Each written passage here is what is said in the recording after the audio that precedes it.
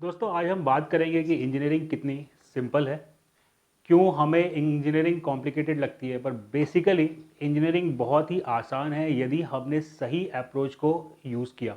दोस्तों किसी भी प्रॉब्लम को सॉल्व करने के दो अप्रोचेस होते हैं। One is the macroscopic approach and another is the microscopic approach. तो आज हम देखेंगे कि इंजीनियरिंग क्यों आप आसान है और क्या होता है माइक्रोस्कोपिक अप्रोच और मैक्रोस्कोपिक अप्रोच। तो मिलते हैं इस प्रोमो के बाद।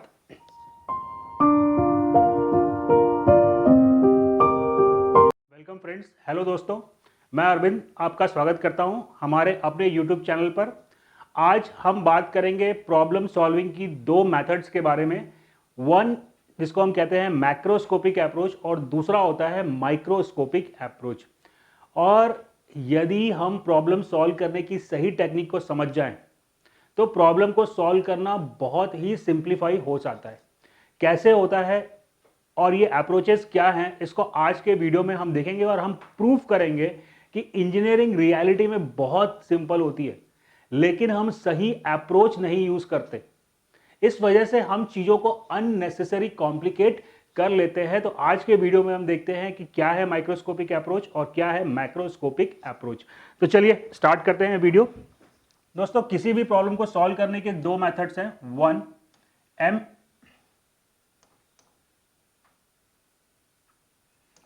One the macroscopic approach. Macroscopic approach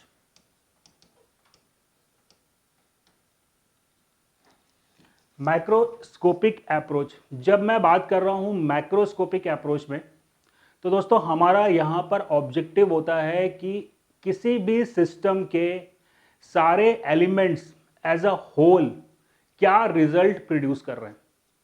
जब मैं मैक्रोस्कोपिक अप्रोच की बात करता हूं तो मेरा ऑब्जेक्टिव है कि मेरे को सारे लोग मिलकर क्या रिजल्ट दे रहे हैं। और दूसरा अप्रोच होता है माइक्रोस्कोपिक अप्रोच। दूसरा अप्रोच होता है माइक्रोस्कोपिक अप्रोच। माइक्रोस्कोपिक अप्रोच में मेरे को फाइनल रिजल्ट यदि निकालना है तो मेरे को सिस्टम के सारे एलिमेंट के बिहेवियर की स्टडी करनी पड़ेगी।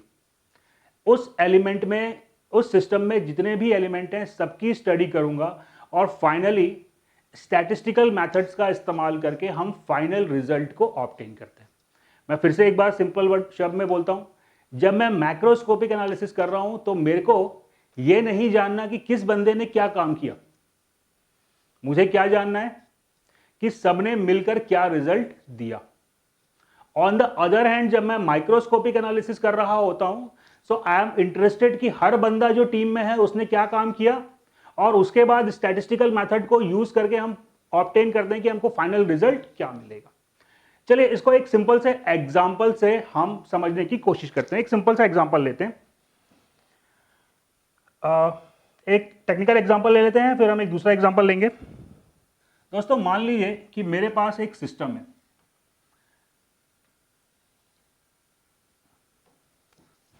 एक चैम्बर है और इस चैम्बर के अंदर कोई गैस है। इस चैम्बर के अंदर कोई गैस भरी हुई है। हम जानते हैं कि हर एलिमेंट्स में एटम्स होते हैं, तो ये गैस के भी कुछ एटम्स होंगे जो इस चैम्बर के अंदर होंगे।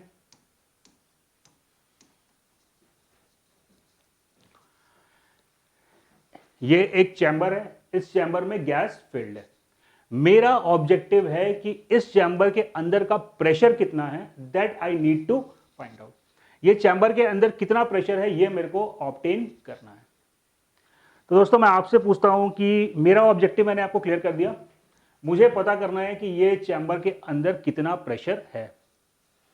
कैसे आप फाइंड आउट करेंगे प्रेशर को? सिंपल तरीका क्या है?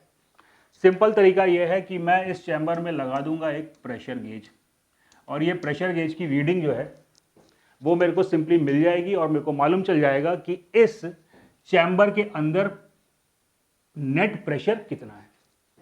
इस चैम्बर के अंदर प्रेशर कितना है। राइट बच्चों, जब मेरा ऑब्जेक्टिव क्या था, मेरे को इस चैम्बर का प्रेशर मालूम करना था। मैंने प्रेशर गेज लगाया और मेरे को इस चैम्बर का प्रेशर मालूम चल गया, तो मेरा जो ऑब्जेक्टिव था वो फुलफिल हो गया। मेरे को प्रेशर पता करना था, वो प्रेशर मुझे मालूम चल गया। मेरा ऑब्जेक्टिव फुलफिल हुआ, लेकिन जब मेरे को मेरा ऑब्जेक्टिव फुलफिल हुआ तो उस दौरान मेरे को यह मालूम चला क्या कि इस प्रेशर में इस एटम का कंट्रीब्यूशन कितना है? नहीं, हमने वो पता नहीं किया। हमने इन सबका जो रिजल्टेंट इफेक्ट निकला वो मेरे को डायरेक्टली प्रेशर गेज में मिल गया, यानी कि मेरे को सारे एलिमेंट्स का कंबाइंड एफर्ट मिला। तो ये जो मैंने तरीका यूज किया था दोस्तों, ये कौन सा तरीका हुआ? ये माइक्रोस्कोपिक अप्रोच हुआ या माइक्रोस्कोपिक अप्रोच होता तो मेरे को सारे एलिमेंट की स्टडी करनी पड़ती। मैंने करी क्या? नहीं करी। मेरे को सारे एलिमेंट्स का कंबाइंड एफर्ट जो है वो प्रेशर गेज में मिल गया। So that technique is known as macroscopic. इसको हम कहते हैं macroscopic approach. That is known as the macroscopic approach. अब बच्चा, इसका माइक्रोस्कोपिक एनालिसिस करना होता तो क्या करना पड़ता? तो फिर मेरे को यह करना पड़ता कि इस सिस्टम में जितने एटम्स हैं उन सबकी स्टडी करनी पड़ती, सबके बिहेवियर को नोट करना पड़ता, और फिर फाइनली स्टैटिस्टिकल मेथड का इस्तेमाल करके मैं इस चैम्बर के अंदर का प्रेशर निकालता। एक तरीका, आपने प्रेशर गेज लगा दिया, डायरेक्टली आपको प्रेशर मिल गया, जो आपका काम था वो फुलफिल हो गया। दूसरा तरीका कि आप सारे एटम की स्टडी करो और बाद में मैथ्स की इक्वेशन, स्टैटिस्टिकल इक्वेशन का इस्तेमाल करो और प्रेशर को फाइंड आउट करो। दूसरा जो तरीका था उसको हम कहते हैं माइक्रोस्कोपिक अप्रोच। बच्चों, कौन सा approach do you think is simple है? माइक्रोस्कोपिक या सारे एलिमेंट की स्टडी करना? That is microscopic. कौन सा अप्रोच सिंपल है? मेरे ख्याल से सबको पता है कि कौन सा अप्रोच सिंपल है। That is the microscopic approach. That is the macroscopic approach. आप ये समझ सकते हैं कि मैक्रोस्कोपिक अप्रोच माइक्रोस्कोपिक अप्रोच की तुलना में कई गुना ज्यादा सिंपल है। लेस कैलकुलेशंस हैं, लेस कॉम्प्लिकेशंस हैं। बच्चा, आपका इंजीनियरिंग का भी एनालिसिस जो होता है वो बेसिकली मैक्रोस्कोपिक ही होता है। रेयरली कोई मौके होते हैं जहां पे हमें माइक्रोस्कोपिक लेवल में जाने की जरूरत पड़ती है। अंडर ग्रेजुएट लेवल में आपकी पूरी प्रिपरेशन जो होती है वो मैक्रोस्कोपिक होती है। लेकिन स्कूल में क्या होता है? स्कूल में आप पढ़ते हो साइंस और वहां पे आप एटॉमिक लेवल पे रहते हो, एटॉमिक लेवल पे बात करते हो। वही पढ़ाई लेके आप पहुंच जाते हो इंजीनियरिंग में और हमेशा आप एटम्स में ही उलझे रहते हो। इसलिए सही कॉन्सेप्ट इंजीनियरिंग का जो है वो आप पकड़ नहीं पाते और आपको इंजीनियरिंग कॉम्प्लिकेटेड लगती है। जिस दिन आपने मैक्रोस्कोपिक अप्रोच समझ लिया, मैक्रोस्कोपिक लेवल पे चीजों को देखना शुरू किया, engineering is the simplest subject. लेकिन हम कंफ्यूज रहते हैं, क्यों? क्योंकि हम चले जाते हैं माइक्रोस्कोपिक एनालिसिस में। हम जाके एटम, हर क्वेश्चन का सवाल मैं पूछता हूं तो बच्चा बोलता है सर एटम का रैंडम मोशन होगा, एटम ये करेगा। एटम में जाना नहीं है रे मेरे को। 99% कंडीशन में मेरे को एटॉमिक लेवल में जाने की जरूरत नहीं पड़ती। हम सारी चीजों को मैक्रोस्कोपिक लेवल में देख सकते हैं। Particularly I am talking about the mechanical engineering. चलिए, तो ये बात तो मेरे को समझ में आई बच्चों कि macroscopic analysis is much simpler as compare to the microscopic analysis. तो क्या आपके दिमाग में कोई क्वेश्चन रेज हो रहा है? ऑब्वियसली आपके दिमाग में यह क्वेश्चन आना चाहिए कि सर जब मैक्रोस्कोपिक एनालिसिस इतनी आसान है तो हर जगह हमेशा हमें मैक्रोस्कोपिक एनालिसिस ही करनी चाहिए। What is the need of microscopic analysis? क्या जरूरत है माइक्रोस्कोपिक एनालिसिस करने का? यह सवाल आपके दिमाग में आना चाहिए। चलिए, तो अब हम देखते हैं कि क्या हर जगह पे MACRO मैक्रोस्कोपिक एनालिसिस की जा सकती है? नहीं, हर जगह पे मैक्रोस्कोपिक एनालिसिस नहीं की जा सकती। मैक्रोस्कोपिक एनालिसिस करने के लिए सिस्टम को सफिशिएंटली लार्ज होना चाहिए। अगर बहुत छोटा सिस्टम होगा, बहुत कम एलिमेंट्स होंगे उस सिस्टम में, तो वहां पे मैं मैक्रोस्कोपिक एनालिसिस नहीं कर पाऊंगा। क्यों नहीं कर पाऊंगा? इसी एग्जांपल से समझते हैं। बच्चा, यहां पे ये एक सिस्टम ले लेता हूं और इस सिस्टम को मैं बहुत छोटा सिस्टम मानता हूं। सपोज इस सिस्टम में 15 एटम्स हैं या 10 एटम्स हैं और मैंने यहां पे प्रेशर गेज लगा दिया। राइट, अब क्या होगा? 10 ही एटम्स हैं या 5 एटम मान लो, बहुत सिंपल समझते हैं हम। 5 एटम्स मान लो, 5 ही एटम्स है ना, और यहां मैंने प्रेशर गेज लगा दिया। अब क्या होगा? ये वाला एटम ने रैंडम मोशन किया, ये जाके कहीं कोलाइड हुआ, तो एक एटम के रैंडम मोशन के कारण मेरा जो प्रेशर गेज का रीडिंग है वो बदल जाएगा। अभी ये एटम में एक्टिवेशन हुआ तो फिर आपका प्रेशर गेज का रीडिंग बदल जाएगा। तो अगर ये सिस्टम आप बहुत छोटा रखोगे, ये सिस्टम बहुत छोटा होगा, तो क्या होगा, ये जो आपका प्रेशर गेज है वो आपको कांस्टेंट रीडिंग नहीं देगा, वो कंटिन्यूअसली फ्लक्चुएट होता रहेगा। कंटिन्यूअसली फ्लक्चुएशन का कारण क्या है? क्योंकि एक एटम जाकर ये पूरे रिजल्ट को चेंज कर दे रहा है, एक एटम जाकर पूरे रिजल्ट को चेंज कर दे रहा है। लेकिन बच्चों अगर आप समझो कि यहां पे 1 मिलियन एटम्स हैं, अब क्या होगा? 1 मिलियन एटम्स हैं, तो अब किसी एक एटम से प्रेशर गेज की रीडिंग चेंज नहीं होगी।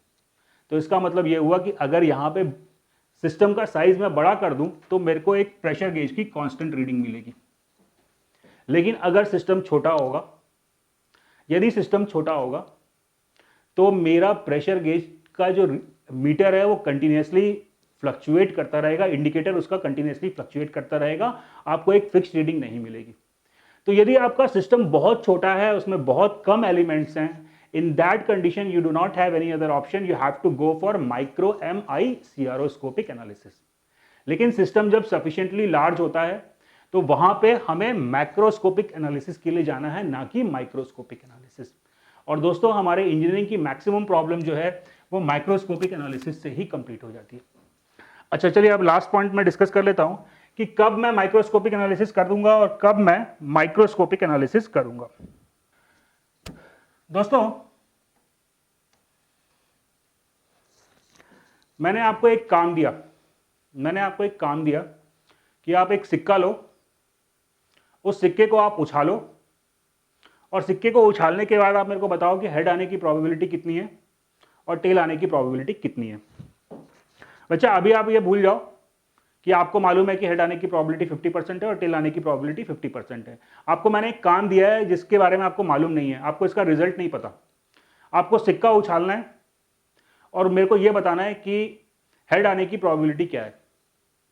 आपने क्या किया, आपने एक बार सिक्का उछाला, अब क्या होगा, एक बार सिक्का उछालोगे तो हेड आएगा, तो आप कहोगे सर हेड आने की प्रोबेबिलिटी तो 100% मिली।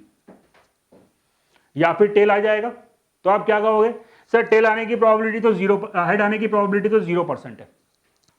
अगर आप एक बार सिक्का उछालोगे तो आप मेरे को क्या रिजल्ट दोगे, या तो कहोगे कि हेड आने की प्रोबेबिलिटी 100% है या आप कहोगे कि 0% है। वो आपके एक्सपीरियंस पे डिपेंड करता है, आपको हेड मिला या टेल मिला। लेकिन अगर आप 100 बार सिक्का उछालोगे तो क्या 100 बार हेड आएगा क्या, या 100 बार टेल आएगा क्या? नहीं, ऐसा नहीं होगा। जब आप 100 बार सिक्का उछालोगे बच्चे, तब क्या होगा, तब हो सकता है कि 60 बार हेड आए और 40 बार टेल आए।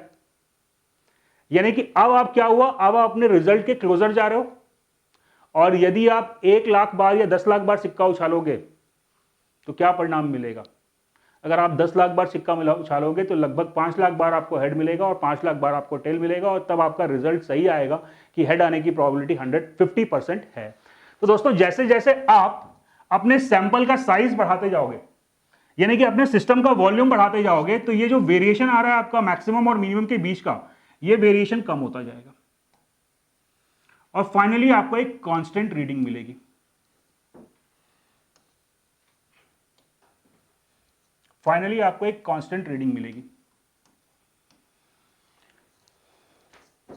देखो पहले आपको क्या हुआ, आपने एक बार सिक्का उछाला तो या तो आपको 100% हेड मिला या 0% हेड मिला। लेकिन जब आप अपने साइज को बढ़ाओगे तो धीरे धीरे ये वेरिएशन कम होता जाएगा और एक टाइम के बाद आपको एक कांस्टेंट रीडिंग मिलेगी।